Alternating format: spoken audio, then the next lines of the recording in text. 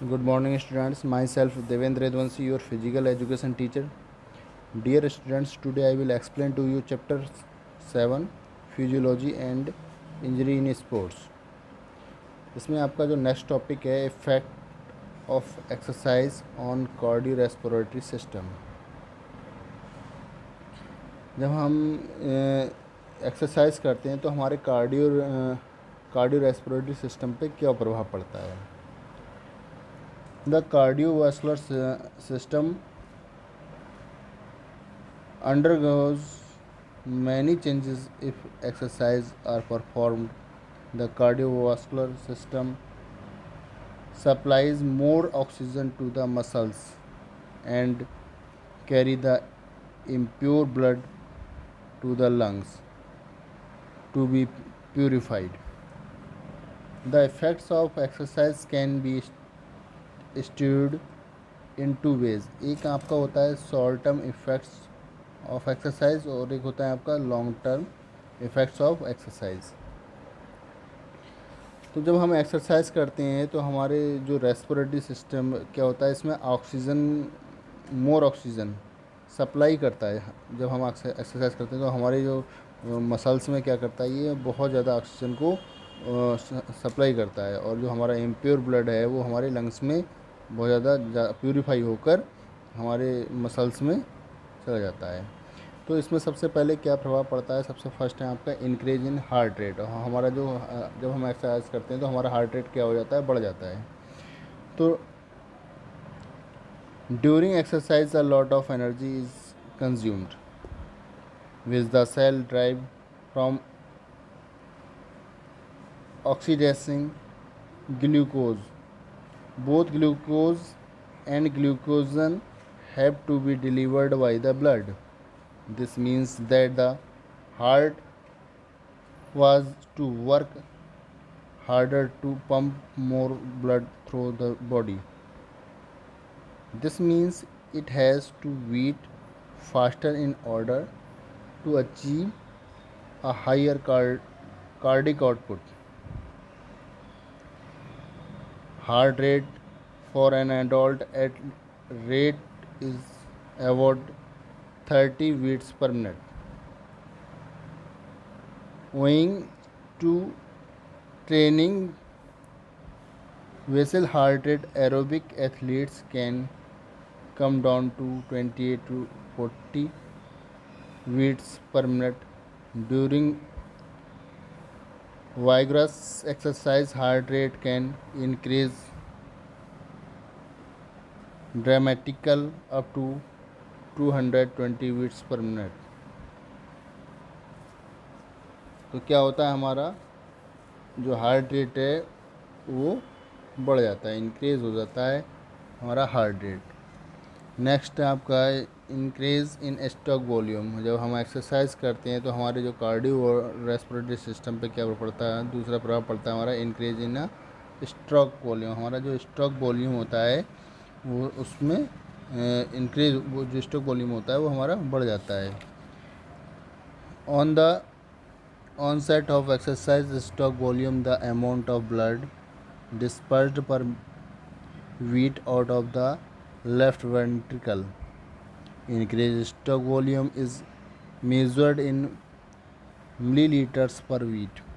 During physical activity, stroke volume can increase anywhere from 60 to 110 milliliters, depending on intensity of exercise in untrained individual. In a trained endurance athlete, resting stroke volume is 90 to 110 milli per beat,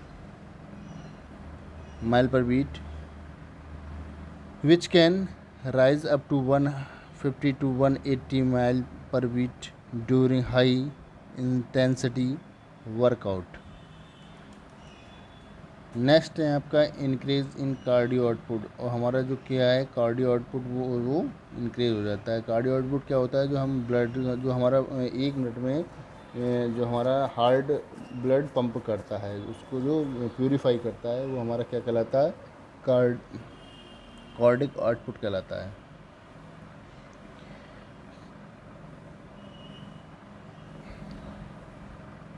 तो इन हमारा जो cardiac output होता है वो हमारा कैसे हो जाता है, इंक्रीज हो जाता है।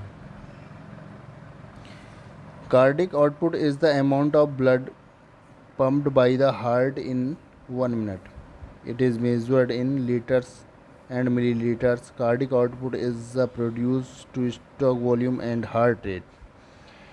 If either heart rate is stroke volume increase or both increase, then cardiac output will increase automatically.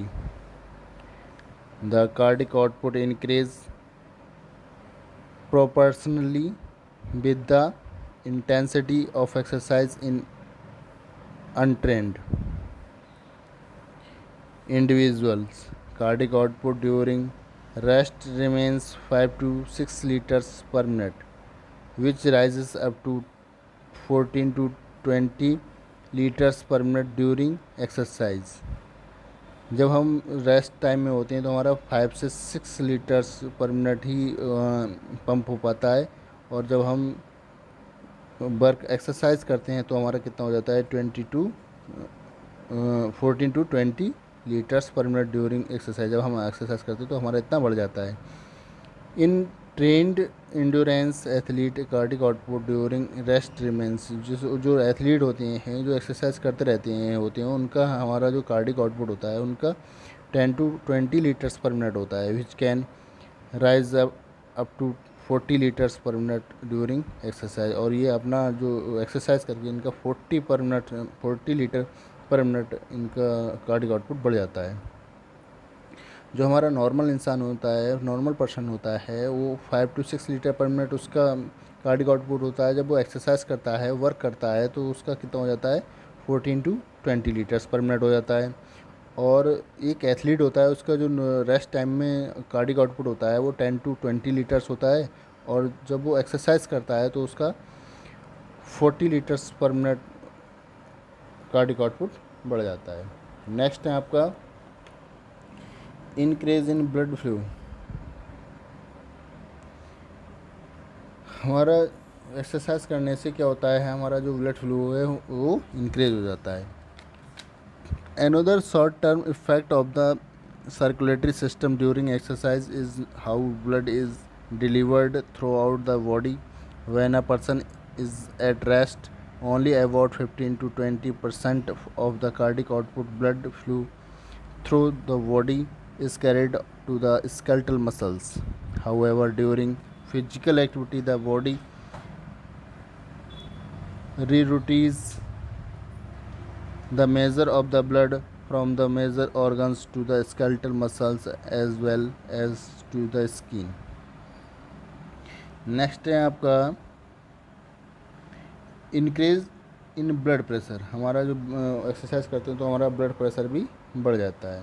जब हमारा कार्डिक आउटपुट बढ़ेगा तो हमारा ब्लड प्रेशर भी बढ़ जाता है। A person's blood pressure is temporarily affected during exercise. लेकिन ये जो इफेक्ट रहता है वो टेम्परेरी रहता है जो हम एक्सरसाइज करते हैं। Healthy person normally has a systolic blood pressure to 110 to 140 milliliters of mercury and diastolic blood pressure from 60 to 90 mmHg. While exercising, a person a systolic blood pressure may reach leaps for more than 200 milliliters of mercury. The maximum systolic blood pressure in high trained athletes have been reported as 250 Hg. If there is an increase in more than 15 mmHg in diastolic blood pressure during exercise, then it indicates the coronary heart disease. Long-term aerobic training reduce basal blood pressure up to 10 mmHg at rest. जब exercise करते रहते हैं long term तक तो हमारा ये भी control हो जाता है और हमारा बहुत अच्छा हो जाता है हमारा ब्लड प्रेशर। ये टॉपिक हो गया आपका short term effects of exercise. Next topic है आपका long term effects on exercise.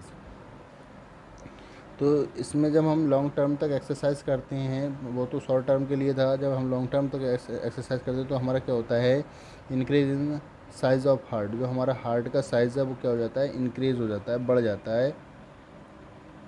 तो by doing regular exercise the muscles on the heart increase in size and strength. The left ventricle adapts to the greatest extent.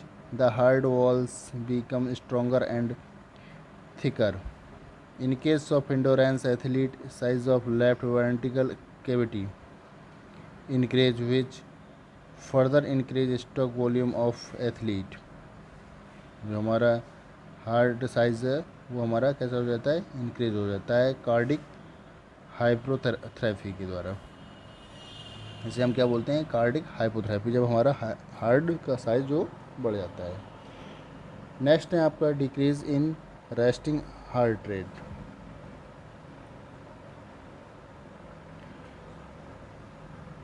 तो हमारा जो heart rate क्या हो जाता है, कम हो जाता है।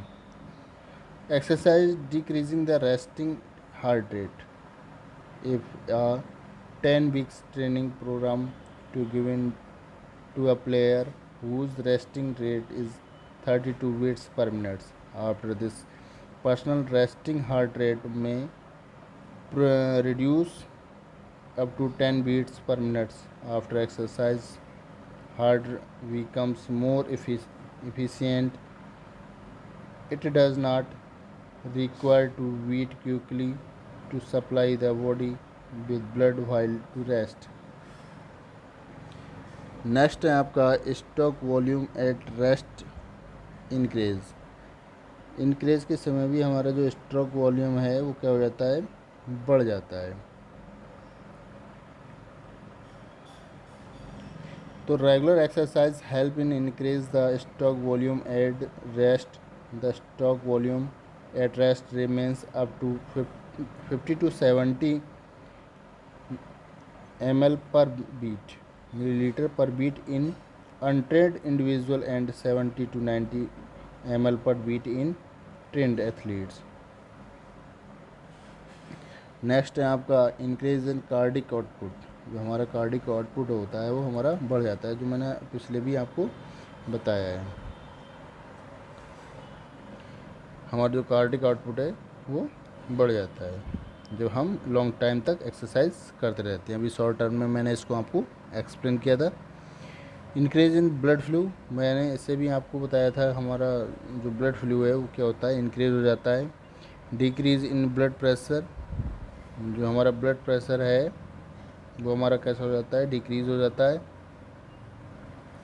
जैसे increase in blood flow as during exercise more oxygen is to be supplied to the muscles. As a result, number of blood capillaries increase. The exciting blood capillaries also open wide. The blood redistribution becomes more efficient and effective. हमारा क्या हो जाता है, जो increase in blood flu, हमारा blood flu कैसा हो जाता है, इंक्रीज हो जाता है। Decrease in blood pressure. Regular exercise decrease the blood pressure. Systolic and diastolic blood pressure by up to 10 mm at rest. Increase in blood volume. The regular exercise increase the volume of the blood plasma. Increase in the blood volume. The body also produce a large number of red blood cells in order to keep the muscles supplied with oxygen during exercise. जब हम exercise करते हैं तो हमारा जो blood oxygen की supply होती है वो बहुत ज़्यादा हो जाती है उसमें मसल्स में, जैसे कि हमारा ब्लड वॉल्यूम बढ़ जाता है। क्योंकि रिकवरी रेट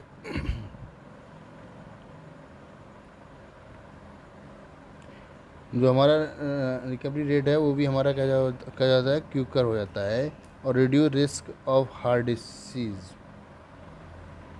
तो regular exercise slowly reduce stress related hormones from circulating in blood. This increase the blood vessels path, which in turn lower the risk for the blood up to plaque that can lead to coronary heart disease। जो हमारी heart disease है वो क्या हो जाती है, कम हो जाती है। तो आज के लिए बस इतना ही। Thank you class, have a nice day.